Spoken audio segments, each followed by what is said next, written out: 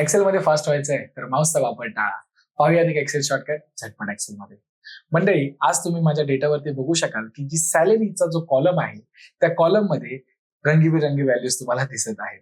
तर त्या रंगीबेरंगी व्हॅल्यूज नसून एक कलर स्केल आहे जी आपल्याला दर्शवते की कमी सॅलरी कोणाची आहे आणि जास्त सॅलरी कोणाची आहे.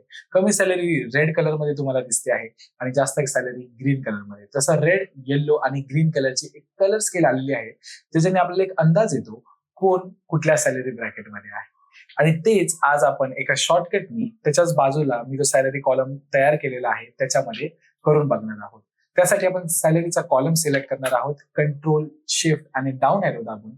आणि त्यानंतर मी जो शॉर्टकट प्रेस करणार आहे तो असणार आहे ऑल्ट एच एल एस आणि enter. Alt H L S आणि एंटर प्रेस केल्यानंतर तुम्ही बघू शकाल की जो सॅलरीचा कॉलम आपण इकडे आता बिना हायलाइटचा बघत होतो त्या सॅलरीच्या कॉलम मध्ये आता सगळीकडे हायलाइट झालेल्या सेल दिसून येतात.